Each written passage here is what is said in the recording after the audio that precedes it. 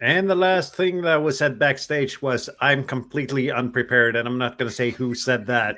But this is the European Hemorrhage Show. It's Sunday. It's 2000 Central European time. And we're going to talk about radio gear that don't handle RF, or some of it might handle RF, but tools, as other people call them. But before we go there, we're going to talk about our ham radio week and the moment of the week. And Kjetil, what's your ham radio moment of the week?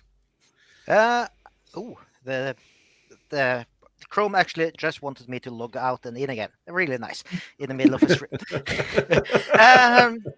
Why do you use Chrome? Because you can trust these people, or something. Yeah. For me, I've been doing SOTA this week. I've done one summits on the air activation. It's a summit I hadn't been in for 1.5 years or something, close to 2 years. Really nice to be back.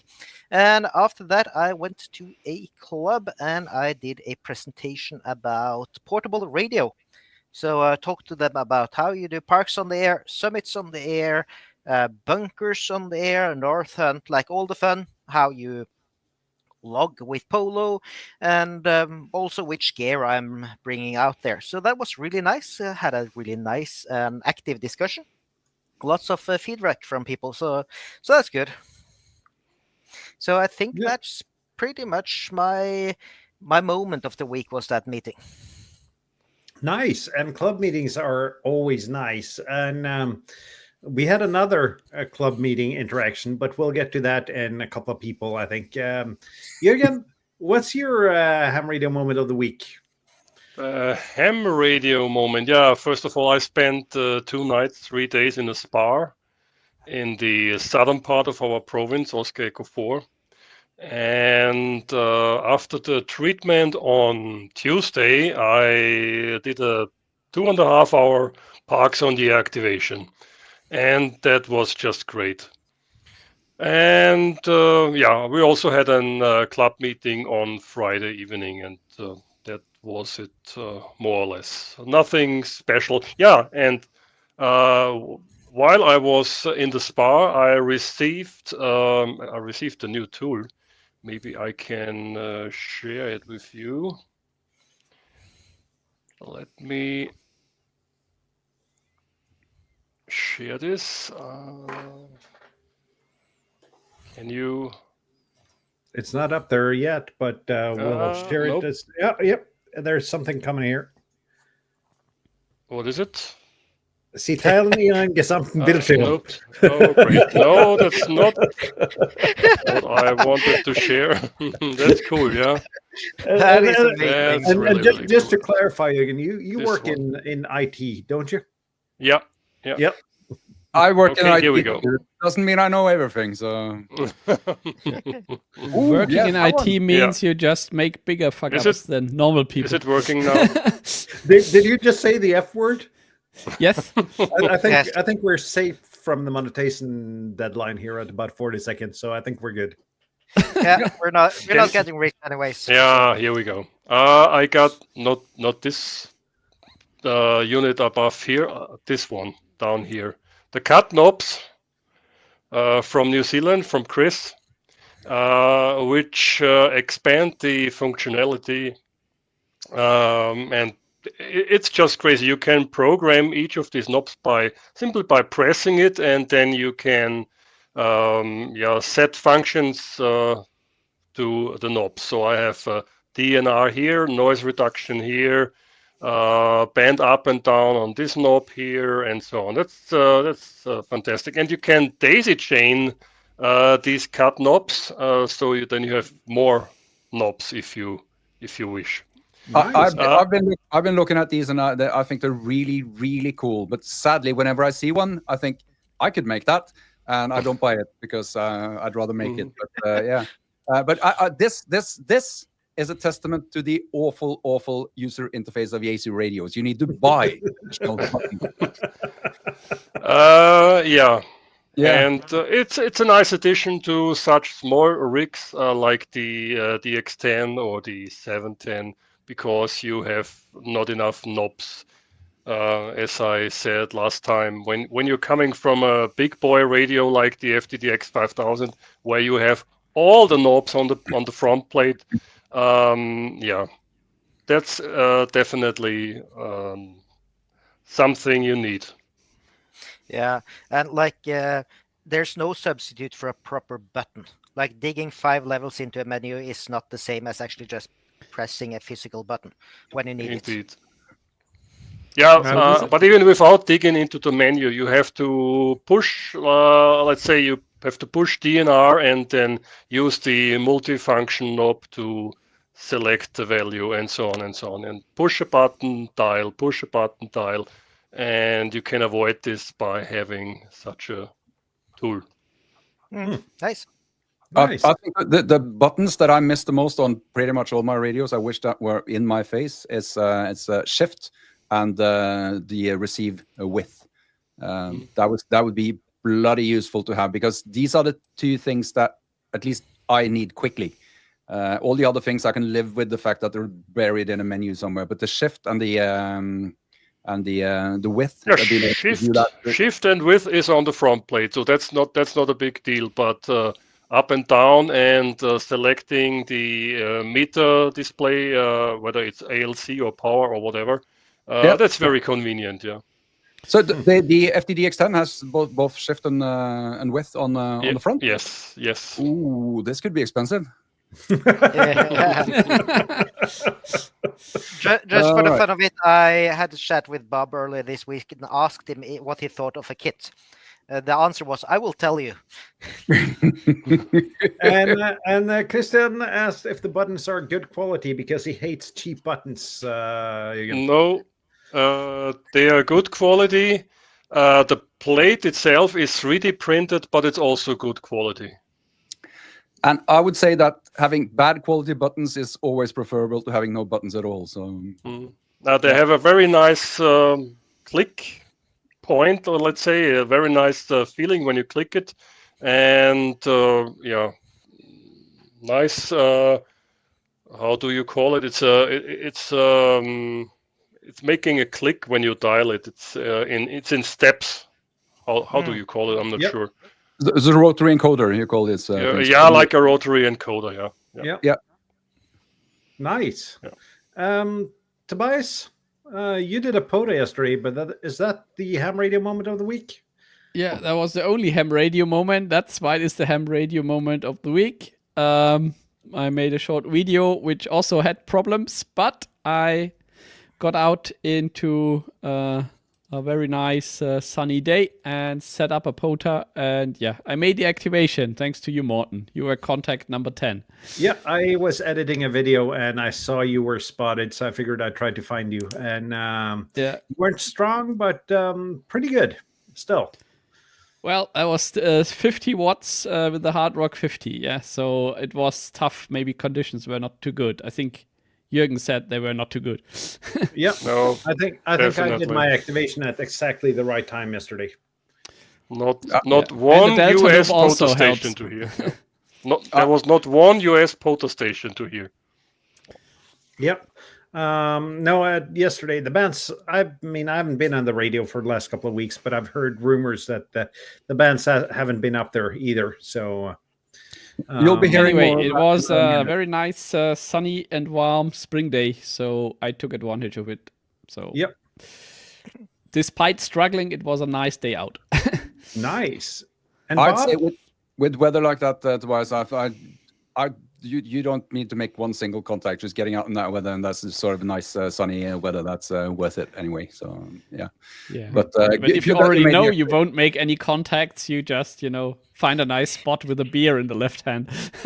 Yep, that's probably easier. Let's see if I can. I probably need to share my screen once again, because I have actually been doing radio this week. Let's see. Yeah, that shows. I've actually managed 4 summits, which is I'm pretty happy with. This was on Tuesday. Was a really nice summit. These are all between 500 and 600 meters above sea level, so nothing really tall. But there are 2 pointers. Tuesday, fantastic weather, fantastic walk up. Not almost no snow at all. This is I think this summit is called Siri Kjerke. It's Lima Alpha Bravo Uniform 112, and Wednesday, I was thinking, yeah, that was such a successful activation. I should do another one. So after work, I went up on another summit. Bands completely collapsed. In 1 hour, I managed 2 contacts on HF, and that was I had the AH705 with me, so I could try pretty much any band. 2 contacts in an hour. So I rescued that with, as you can see here, on 2 meters, because we have some good friends from the club listening to our club frequency of sorts. So they saved the activation for me. Is that the world's most expensive HT? Not by a huge margin compared to the D75, but yeah, probably. It works nice as an HT. Problem is I couldn't manage to hold the battery. External battery and the radio and the microphone all at once, so I had to use the internal battery, and turned out I've forgotten to charge that, so I made the 2 last contacts, and the radio died. But yeah, no, I'm not going to take too much time, but that was an awful ascent and an awful descent. There was snow, and I was wearing shorts, and I'm not going to get into it, but yeah, turns out it's not summer everywhere quite yet. So but I figured, I was looking at maps and trying to figure out where can I walk where I'm not going to be bothered by snow. And it turns out, if you think a little bit about it, anything facing south is probably the first places to where the snow will thaw. So this is somehow makes sense, right? It does make sense when you think about it. This is called Storkollen. This is Lima Alpha Bravo Uniform 129, and I walk up there. Hardly any snow at all, and I think this is probably the best picture I've ever taken of the 705, and that was such a lovely day. It's just the perfect temperature, just the perfect amount of wind. I was sitting up there, and as you can see, no HF. I didn't even bother to rig up the HF antenna. I activated, got 4 contacts on 2 meters in 5 minutes. So, been great fun. And approaching the end of my radio moments. That was today, another awful day. I tried to spot myself. I spent almost an hour getting 2 contacts, 40 meters. I tuned that antenna for 40 meters, and I tried to find any signal on 40 meters. There was nothing, absolutely nothing. Not even FD8 was to be heard on there, and there was absolutely no background noise. So I've said before that I don't care if band conditions are reportedly bad. Just go out and play radio. I'm thinking maybe I need to reconsider that advice, because that was hard. In the end, I found some contesters on 20 meters, and yeah, I took the opportunity to answer a few of those as well. So I did save the activation, but that was rough. Yeah, closing up the tail end. I was so happy with that the picture I took of the 705. I tried to make a similar one of the VRN75. That 76, I think it's called. Sadly, it's not quite as photogenic as the 705, but yeah, we tried that in the forest. And lastly, I'm always do very nice ham radio porn, I must say. That's beautiful pictures. You should sell them to the manufacturers in exchange for free gear or so. Yeah, I really like your pictures. They are great. They can go ahead and post them on OnlyHams. Yeah, I can. Yeah, no, they can. The producers can have them if they want to. And I've actually been doing a radio project also this week, but I haven't had, because of all these activations, I haven't had time to finish it. But the parts are here. I can tease a little bit about that. That's I'm not going to talk too much about what it is, but I'm probably not going to have time to build it this week either, because on Tuesday I'm taking my son to Italy. He wanted to go on vacation for Easter, so we're going down there, and we're coming back on Sunday. We're landing about the time when the show starts, so I'm probably going to be late, and I'm probably going to attend from while driving home. But yeah, as you can always based on the dimensions, you can guess what I'm building there. But that's I am guessing an antenna. Yeah. Yeah. That is correct. I hope, Bob, that you will be on from Italy. No, we leave before the show starts. Sadly. I meant So- on the air, On on the the air. radio. Yeah, probably not. I'm going down there for my son, so he doesn't really enjoy hanging around while his dad's doing radio anymore. So we'll do other fun things. And as Morten said, there was another cool thing. I was doing a presentation at Morten's club on LoRa APRS, and I'm never sure how I do at presentations, but it turns out that I understand quite a few ordered APRS or LoRa boards after that, so I must have done all right at least. I think our favorite Norwegian ham radio store, Christech, made a couple of sales before they closed for Easter. Yeah. Let's put it that way. Yeah, that's good. So there'll probably be more LoRa APRS in the area as well, and that's a very, very cool technology that Yep. I'm hoping more people start using.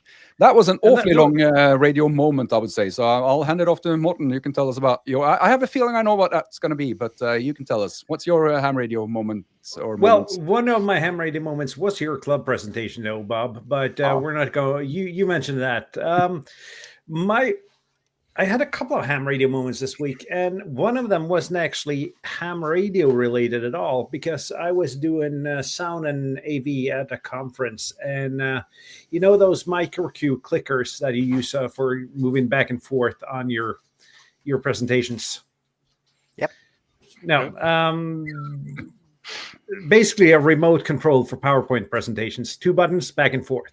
These are not the thing you buy at any store. These are professional products, about 100 milliwatts, 2.4 gigahertz. Turns out that a meter of distance makes a whole lot of difference on if you're in reach to the stage or not. So I spent a lot of that time actually clicking the presentations forward when I heard the click in the audio system, because people were too far back on stage. That is actually radio. That is actually radio. Yeah. But it is a radio moment, right? Yeah. Ham radio wise, I went out yesterday with antenna contraption I actually built a year ago. Me and Sean, ham radio dude, were talking, I think this time last year, about building a portable Delta loop. And we spent a lot of time discussing this back and forth and all the pros and cons before we actually went ahead and built it. I built my portable Delta loop. I put it up in the yard, made 2 QSOs on it, took it down, put every component in my car, forgot about it. So I didn't get to use that Delta loop at all last year, but I figured this is the time to put up a 20-meter Delta loop portable. And hearing how everyone else struggled with their pod activations yesterday, I actually had a great pod activation. I had 40 contacts in 30 minutes. Huge pileups all the way. No DX though, except for Iceland, which is, I'm going to say, semi-DX. At least it's halfway to North America. Are you considering Greenland North America already? Greenland is technically North America. All right. Yes, they've always been there. Yeah, But, Greenland has that always is, been North America. Oh, That is strange because, like, for me, it was so slow yesterday. I had to respot a few times. I had to switch frequencies, and I basically couldn't hear people. Like, there was like 20 people spotted doing portable within the last few minutes, and I could hear a few of them yesterday. It was so dead. I mean, what was strange for me is that usually on your waterfall you see all these stations and a little bit of background, but it was absolutely dead quiet, no background noise at all, and also no stations, unfortunately. So I don't know, odd. Yep. Very odd. And that is, as Bob said, like usually you shouldn't care, but sometimes it's like this, and it's just blacked out, properly blacked out. The strange thing is that it wasn't very visible on any of the charts. Why it should be? I wouldn't have guessed it. So, and that brings me on to my second ham radio moment of the week, since we're already doing a couple of them.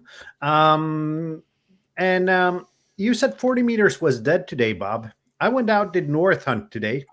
If you don't know what North Hunt is, Kjetil's got a video on it. I have a video coming sometime this week.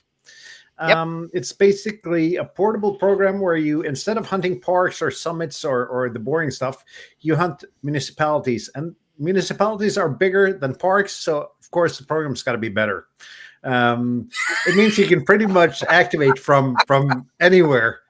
Nice logic. Nice logic. But that actually meant that a spot I've been looking at and really wishing was a POTA park for a while was eligible for North Hunt. It's down by the sea. It's at the beach. It's really nice. And I rigged up an antenna for 40 meters and got 15 QSOs in about 10 minutes. And then the pilot just died. But that was fun. Only Scandinavia, and one Finland. Yep. The fun thing, you did 40, right? I did 40. Yeah, and that's at least a band I'm not activating other things on very frequently. So 40 and 60 and 80, so you get a lot of QSOs you usually don't get for parks on the air or summits on there. Yeah. But I have a question. What municipality did you activate today? Halden, where I live. That's probably not rare. That's probably been activated by many people before, but you still got 15, 20 contacts. I think it's only been activated by Joachim, LB4LI, before. Oh, yeah. All right. You get the points for every contact with every person in there. So I could got points for having QSO with both Morten and Joachim today. Oh, from the same place. So, but this opens up for activating places or getting somewhat of a pilot while there are no parks around. You just have to be within anywhere, basically, and you can activate and get a pilot. There's no place within Norway that's not a reference. Exactly. So I'm probably going to do that more as well. So not having done ham radio for almost 2 weeks, this was a fantastic weekend. Now it's 3 days of work and then back to some radio. Mr. Muds here. Hello. And we got to bring you back to hear more about ham radio in Canada and weird antenna projects. But before that, tools. Let's see. Who wants to start talking about their favorite tool or what tool someone would need as a ham? Let's put it that way. What's the essential ham tool? Bob, go ahead. I actually raised my hand because I prepared today. That might be the first time actually for a stream. So you might be the only one today. I have some. I have a lot of tools lying around my desk, so I'm gonna pick up some of them. Yeah. I didn't spend an awful lot of time, but at least I was in the shop and brought some tools. I have four tools and a bonus tool. So I'll start with a cheap one that I've had for a really long time. I think okay. Let's see if we can. There we go. I think everyone needs a multimeter. This is one of the cheapest multimeters you can get on eBay. It's an Anang 8008, I think it's called. AN8008. I saw this on Dave Jones, one of Dave Jones's videos. He tested it. He bought it and tested it, and it's fairly accurate. It was sort of Dave Jones approved, and it costs maybe 10, 15 euros. So it's an extremely inexpensive meter. I have proper multimeters, but whenever I use them, it's like the first time you drive a new car, you're really, really, really careful, and it's really hard to enjoy driving a car when you have to be this careful. With a multimeter like this, you don't care. If you do, if you measure voltages on the amp range, it doesn't matter. You're out 10 euros. You can buy a new one. So I really enjoy this multimeter, and that's probably the tool I use the most for the projects that I do. So price-wise, on the other end of that scale, I have. Let's see if I can get this one to. Yeah, I can. This is the what's it called? AA650. Yeah, 650 Zoom. This is the Rig Expert. Yeah. Antenna analyzer. Fantastic tool for if you like to build antennas. Getting something like that is really, really worth it.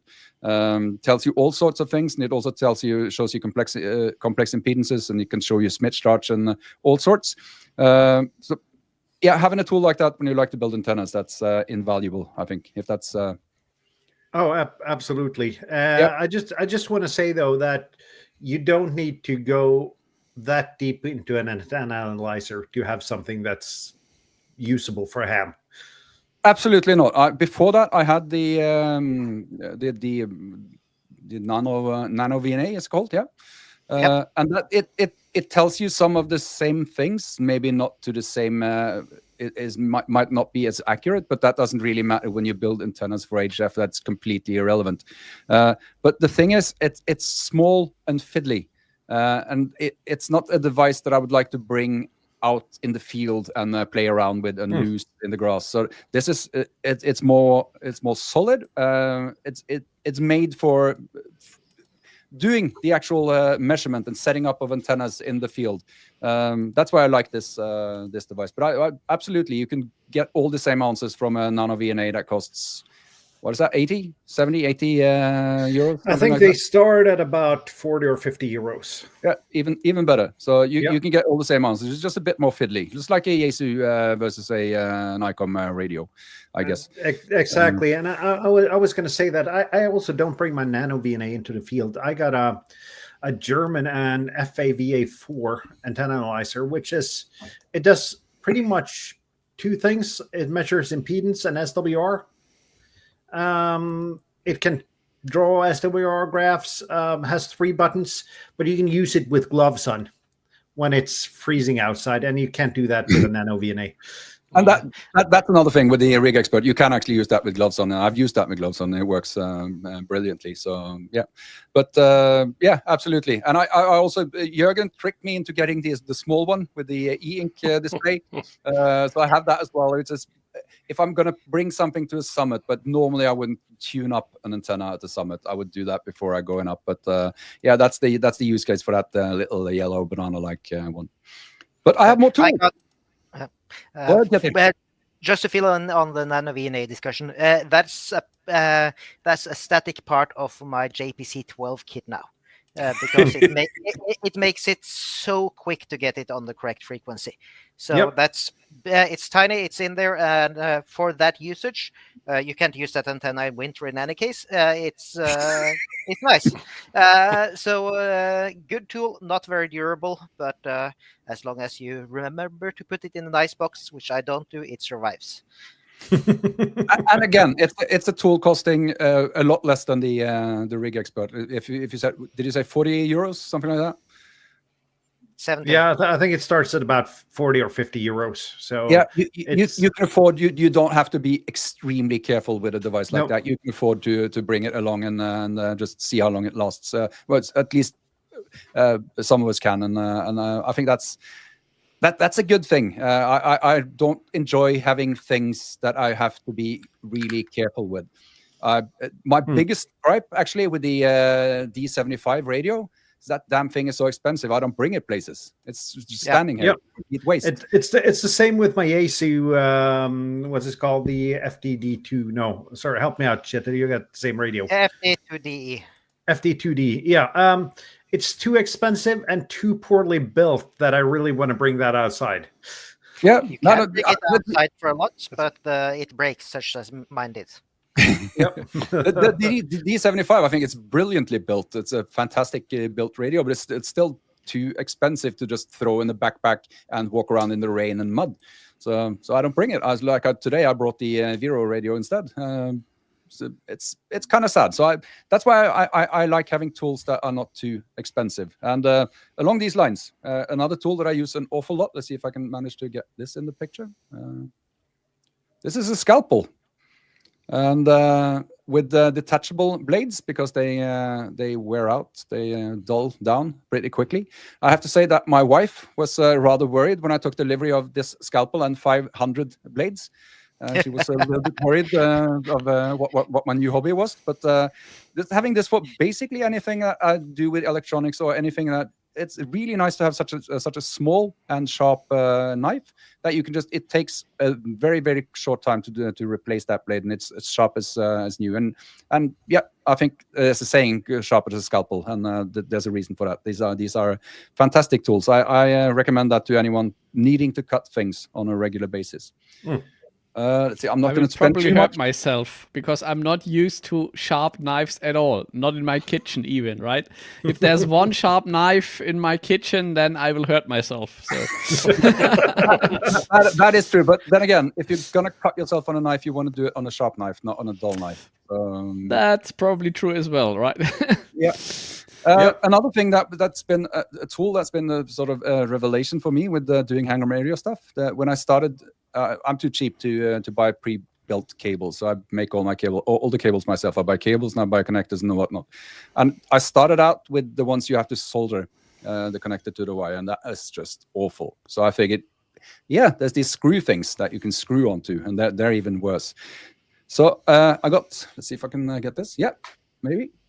A crimper, crimper for connectors on coax connectors. That's probably the ham-related tool that I've used. Yeah, it's probably exactly the same kit. Yeah, so it looks like it. That is so much nicer. I never buy connectors that are not crimp-on anymore. So really, really highly recommended tool if you're going to build your own cables. And I think all hams should do that because the ones you buy, they're never the right length, they're never the right type, they never have the right connectors. You end up with chains of converters in one end or both ends. So, yeah. And I'm gonna say though that I totally agree with building your own cables, but I went the opposite direction. I bought a couple of crimpers for coax, and I only use solder plugs now because I find it easier to solder it than to crimp it. This is the one thing I regret not buying when I started as a ham. The cables are so much better when you crimp them, but that's my personal opinion, of course. Your religious opinion may vary. Yeah. I see William answers the question quite nicely. But, you usually have to solder a bit anyways, like on the tip. So yeah, but the thing is, when you have to solder especially the shield, the thing, both the shield and the connector, they have lots of thermal mass, so you need to really heat it up. And if you buy not extremely expensive coax, then that means you're going to start melting in the studio. You're going to start destroying the dielectric in the cable, and I really don't want that. I want good cables, and for too many cases when I tried to solder the cables, I just effed up, and they were no good, and I have to cut them off. And of course, some of these solder on plugs, you can't even reuse them. You have to throw away both the connector and the end of the cable and try again. So yeah, never again. It's for the win. But a pair of crimpers. The one thing where I'm always struggling is like when soldering BNC cables is, yes, you can crimp the shield, but you still have to solder the middle pin. And if you use a little bit of excess solder, then it doesn't fit through the hole anymore and is not seated properly. So you can, even with crimping, you can mess up. That's what I'm saying. Yep. Yeah, fixing that mistake is possible. That's not the case if you mess up when you solder the shield. At least in my experience. Another thing that is just my personal experience is the right hand, the 90-degree angle PL plugs are so much easier to assemble. Yeah, because you only have a smaller contact point for your center coax, and it's very easy to solder, and there is not a big hole that sucks like liters of solder into the hole. So yeah, the 90-degree PL plugs, I really, really like them. Yeah, and I gotta say, we got a tool recommendation here as well. You need a proper soldering iron, and that doesn't need to be that expensive either, but get yourself something that has some kind of temperature regulation on it. Yes. Do. I just want to bring up one more thing since you brought up the crimpers. There was always room for, these didn't play well with my green screen, but nonetheless, there was always room for a pair of cheap strippers. Yes. If you think those are cheap, you should see the ones I use. I envy those. But these are like €4 though. So all right. Yep. I can even tell you where to get them after the show. Please do. Yeah. But since we're into crimpers, like this one, I bought it quite recently. This is for Anderson power poles. I know some people prefer to solder those, and also this is just a generic, but a proper one, not one of those cheap, like thin ones. And this one is also like a cheap El Cheapo thing. It's like the maximum of 10 euros or something, but they make your life so much easier when you can actually properly connect things Oh yeah. mechanically. Yeah.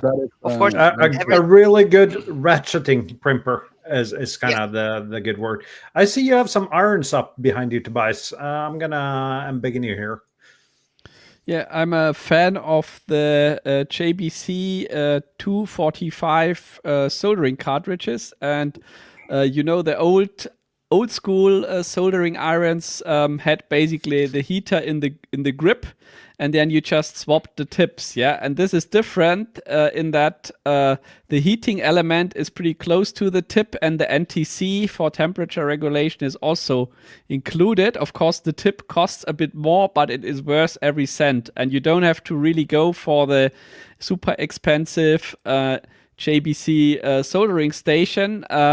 This is a commonplace also on AliExpress. Of course, there are probably copies, but you can get C245 cartridges and a grip, and there are different soldering irons that make use of that tip and that those cartridges, and you can get basically a cartridge for everything. Yeah, and my favorite is a chisel tip, and even if you're doing fine SMD soldering, don't go too fine with your soldering tip. Yeah, it's perfectly fine if that thing is, I don't know, 3-4 millimeters wide, because then you can transfer the heat pretty quickly and melt your solder. So I can highly recommend C245 tips in any variation, and I think there's a special one for every soldering problem you might ever have, but usually 2 or 3 are sufficient. Use a bigger one, a smaller one, and maybe a pointy one, and then you're set. So that is especially if you want to go into kit building, don't cheap out on a decent soldering iron. Yep. Absolutely agree. I'm going to say a decent soldering iron is key to so much things. I see William mentions the pine cell in the chat. I've been seeing a lot of those around on YouTube. I haven't tried one myself. Has any of you guys tried one? No, I have the other USB, the 2 other USB ones. It is something 80 and something 100. I think I can't remember the rest of it. TS 100 is it? I can't remember.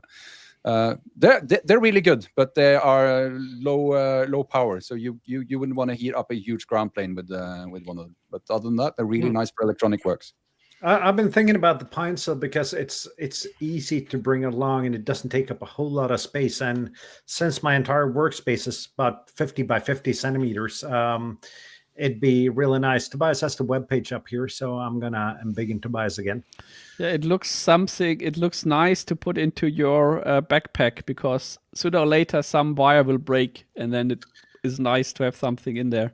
And it's probably better than those butane powered ones that once they're hot enough, you're out of butane, so you got to refill the gas canister. These are USB powered, are they? And yeah, they're USB powered or 12 volt powered by a barrel connector. Yeah, I have. I think the tips are exactly the same on the ones that I was talking about, and they're really nice for light work. If you need to, let's say you need to heat up a PL connector, the chassis of a PL connector, that's probably going to be a pain. But for just broken wire or electronic works or anything small like that, and it's brilliant small soldering irons. Yeah, the thing I have looked exactly like that, but from a different provider. These people, by the way, the Pine type people, I have some chargers and some other equipment from these guys. They make really cool stuff. I think they even make phones. So, they make phones. Tobias put them up here. So let's hit the button here. Just looking at the website. So, yep. Okay. Well, soldering iron, check. That's important. Cheap strippers. I always like saying cheap strippers. So Yep. I have an honorable. Before we start talking about the strippers, I have an honorable mention of a tool that I'd like to be really quick. Calipers. Yes. Vernier calipers. Get them. Learn how to use them. That is the last tip on the tool front from me today. This is an very invaluable tool. Costs basically close to nothing, and the precision you can get from this when you learn how to use it, it's pretty amazing. So get some vernier calipers if you're going to do any sort of mechanical work. And they last you a lifetime if you are not misusing them. They do. They do. How can you misuse a pair of calipers? Many times. They are not wrenches. I mean, every tool is a hammer. I can tell you, if you think, hey, I need something on this PCB with exactly 10 millimeter distance, then you set up your caliper for 10 centimeter distance and use it to mark your PCB, right? So you're scratching, basically. That is terrible misuse of a measuring tool. The thing is, even the cheap ones are quite good. So I do that. I will actually do that when I need to divide something in two, for example, to make a cut or a hole. I will do that. I'll use them to scrape a line. It doesn't really matter. Or sometimes there's this. You can use like a colored pen to mark some metal, and then you scratch with your calipers, and then that's where I have to drill, or that's the middle point, and so on. So you can misuse them. Yeah, absolutely. But they are made for that. At least the good ones. They're made for marking in metal. So that's But you can do it bad. Acceptable. And I think Kjetil knows a lot more about these mechanical tools than me. I've spent quite a lot of time on my list now. I really shouldn't prepare. I understand, because I need to hand off to someone else who wants to talk about tools. Jürgen, you haven't said very much yet. What? Who's up next? Do you have anything? I'm next. Okay. Yeah. Besides multimeters, nano VNAs, calipers, and so on, soldering irons, what I use on a regular base, pardon me, is also the rig expert. And when I'm on the go, I use this. Is it? This is an old one. I think you don't get it anymore. It's the UKIT antenna analyzer for on the go. How far does that go? What's the frequency bounds on that? 1 to 60 megahertz. All right. So HF. HF only. Yeah. And for everything legal and illegal, my favorite tool is this one. Ooh. We should. I think Morten also threatened to get one of these, and I have one. We should do probably an episode of all the cool things and you can do with. I just need to know what to buy when getting one of those, because I have no idea on where to start getting the right parts to be able to make the HEC-RF do all the cool stuff. Yeah. It's the latest iteration of the HEC-RF with Portapack, and. What I used last week again, because there are always some interfering signals in my neighborhood, is the Malahit. This is, by the way, the original one from Russia. Don't ask for the price. It was really, really expensive.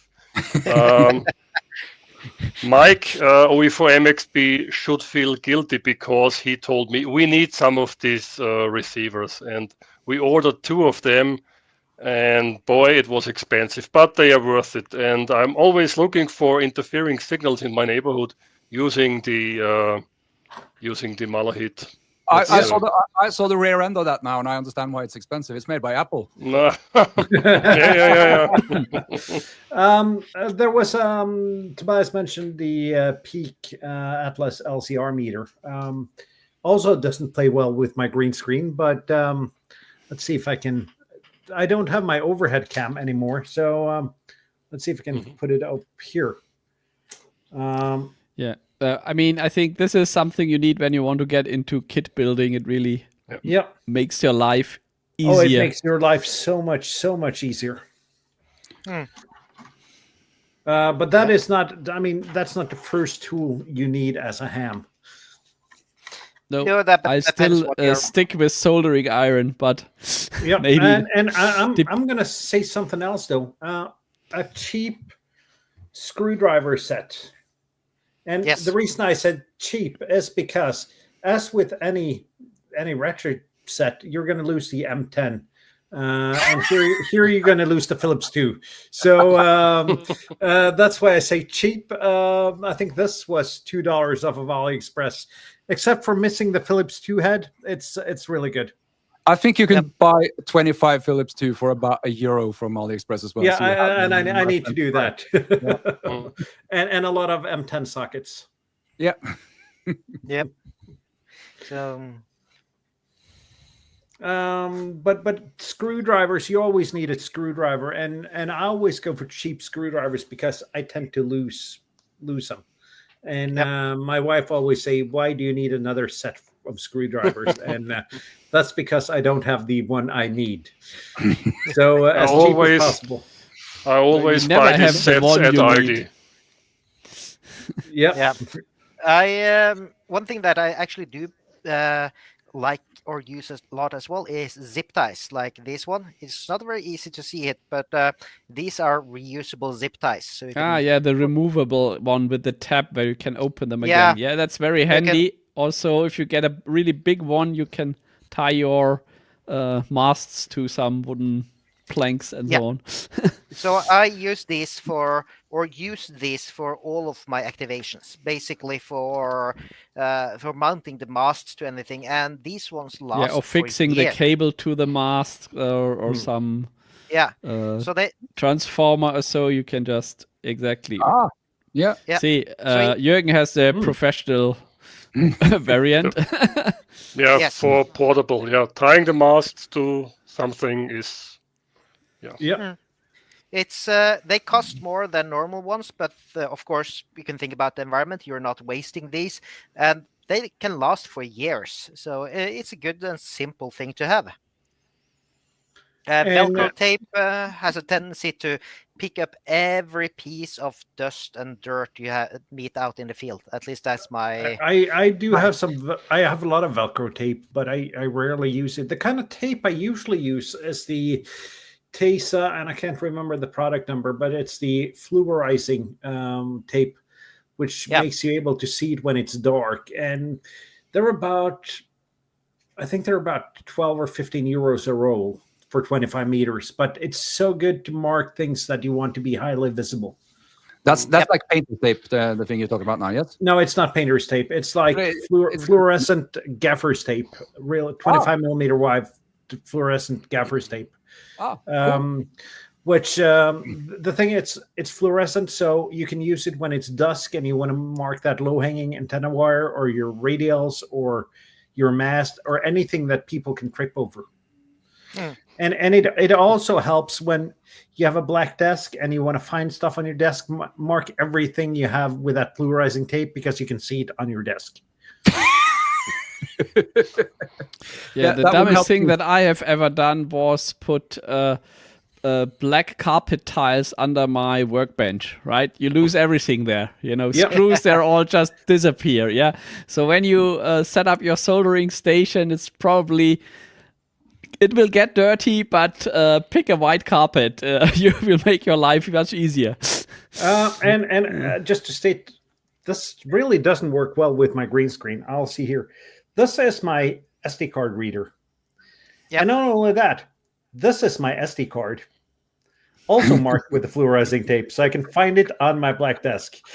I sense you have experience missing things, Martin.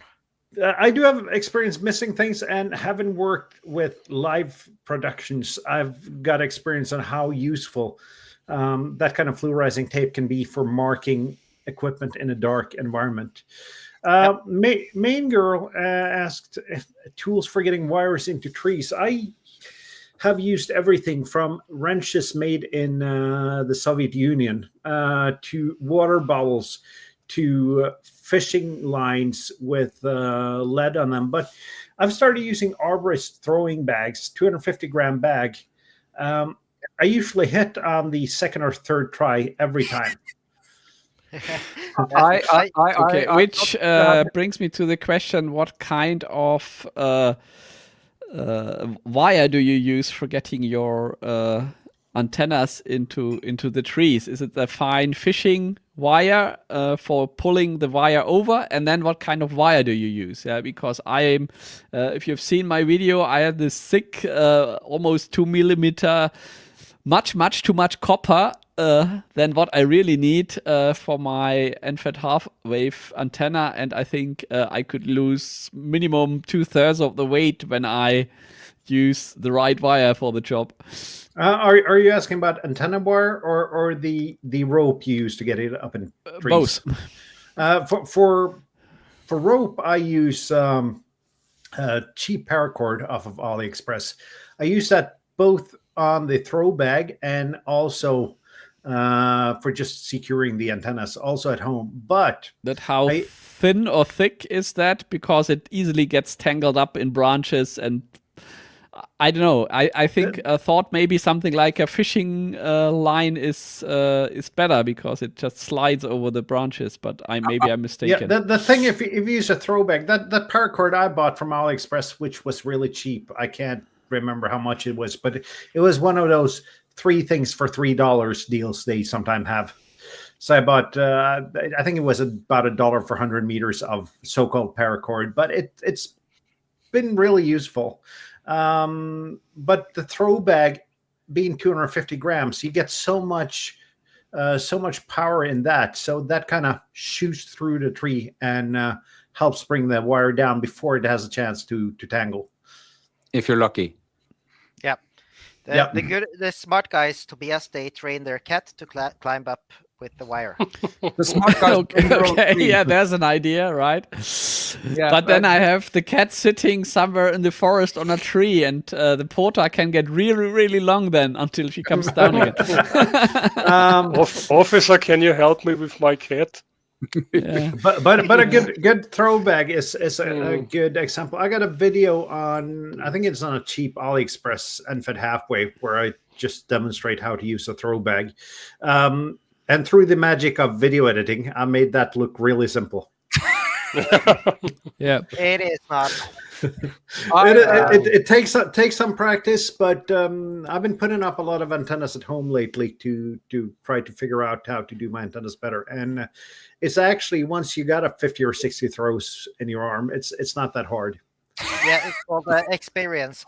For that, I also have a I think it's a 5 meter long chainsaw, like Ryobi sells one of those. So you extend it, and there's a small chainsaw, and that plus a ladder gets you really high up into trees, so you can get rid of branches, so you can get the antennas higher up. I wouldn't. So you usually take it on summits, right? Just in the backpack and clear out some excess branches. No, for portable use, you use a mast. Yes. Seriously. You don't bother with trees on a portable activation. Never. That is my point. Yeah. Like a mast is for portable use. Like sometimes you can get lucky and you can find some trees you can do it, but you don't want to damage the trees you don't own either. So no. So and it is kind of it's not good to get your antenna permanently stuck in a tree in a nature reserve. I had an issue once when I was throwing the antenna or the wire over, and the rope, like I hadn't tied it down properly, and the rope got stuck in the top of the tree. Only the rope with like the thing I threw it with. So I had to spend a lot of time trying to get that signal orange rope off the tree because I couldn't leave it there. Yeah. I have a tennis ball from a tennis ball shooter that is permanently stuck in my neighbor's tree. Yeah, and it has that nice color that means you can pretty much see it all year round, but there's no way I'm gonna get that tennis ball down. Yeah. You could cut the tree down, of course, but it's my neighbor's tree. Yeah, all right. But rope-wise, I use some paracord-like stuff as well, signal orange, so that I and others don't trip over it out in the field. Yeah. It's not I a think tool, that's a but very important point. Make high-vis cords when you tie down your antennas and so on, because you will trip over it. Even you know that the antenna is there, you will trip over it, and if anybody comes by, they will blissfully cycle and decapitate themselves or things like that. It almost happened to me during a activation. Yeah. So I mean, it was visible, but it was a black wire, yeah, and the ladies just plowed into it, and of course, or thankfully, it ripped. Yeah, if that would have been a steel wire, I don't know what would have happened. yeah.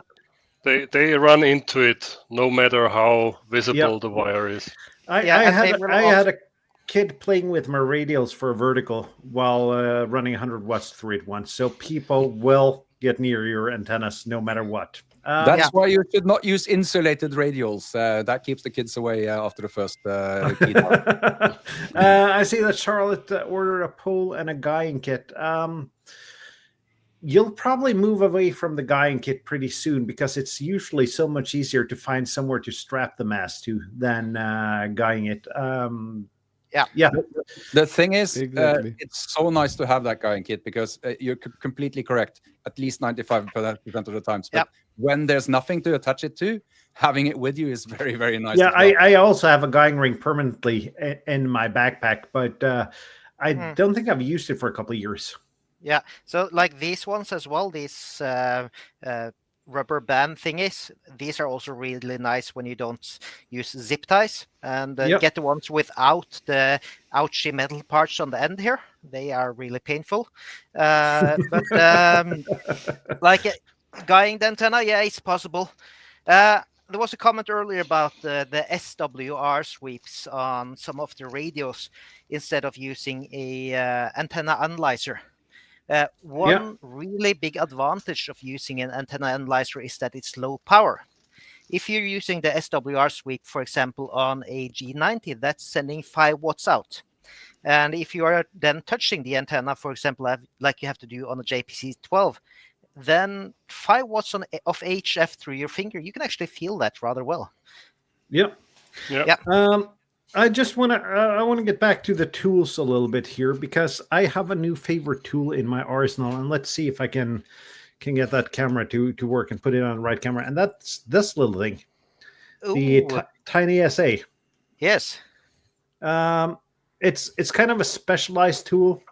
It's not something that every ham needs, but it's a really fun tool to play with. Basically. Yep. I bought it. I haven't used it very much since I bought it, but it's fun to have. Yeah, I've used mine, and one of the reasons I have that is because sometimes companies reaches out to me and ask, would you like to try a really cheap, probably crappy radio? And they say that? No, they usually don't say that, but when you look at their webpage, you can kind of figure out. I'm not going to mention any names here. You can kind of figure out that radio is not any good. And just being able to confirm that the radio is clean or not clean is probably a good idea. Yeah, might also help if you're hunting for interference in your neighborhood. You get a small antenna onto it, and then you can wander through the neighborhood and find that pesky LED transformer that ruins your 20-meter band or something like that. Oh, it's in this room here. And that room there. So, you know exactly where it is. See, that's why you have Tiny SA. Both are choked off pretty well. Let's put it that way. One more very useful thing you may need when you are portable. It's the bongo ties, because you can very easily attach things like the wires to your mast, like so. They are very, very useful. I can see somebody. I'm not familiar with that. No, I gotta say, you're probably right, and it's environmentally friendly, probably. But I use tape for things like that, and I probably should use something that is reusable. But I have electrical tape. I always bring that. I use that to fasten the antenna wire to the mast. Anything that needs to be stopped from flapping about, I'll just tape it down while I'm on an activation. And cheap electrical tape is probably one of the best tools you can get.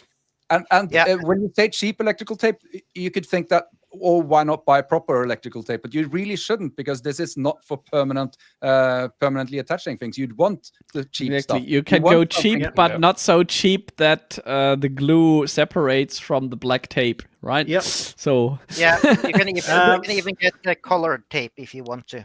Yeah, my wife once got me a 5-pack of electrical tape for Valentine's Day. Ooh, that was romantic. Probably my favorite Valentine's Day moment ever. That's very good. Very good. Oh. Okay. We're reaching the top of the hour here. This went by much faster than I thought, talking about tools. Yep. But that was fun. And next week, we're going to have one of our favorite commenters on. Main Girl, Whiskey One Girl, is going to be on next week, talking about how it is to be a ham operator in the US, and probably a lot of tangents as well. So we're looking forward to that. She's been a fan of the show for a while, so we're really looking forward to having her on. And if you want to be on the show, feel free to send us an email, cq@hamshow.eu. And we'll figure out a topic and figure out where we can put you on, because everyone's good at something. Everyone knows something. And also, don't forget our Discord, hamshow.eu/Discord. Yep. Yeah. Yep. I think that's it. Thank you guys for watching. On point on the hour, and we may manage to fill the hour with hopefully not too boring discussions. No. Yeah. Okay, guys. Thank you, guys. On topic, Thanks, but folks. it's very, very easy with a tool topic to go off topic but still be on topic. Even the tangents are on topic here. 73 guys, and see you next week. See you Guys.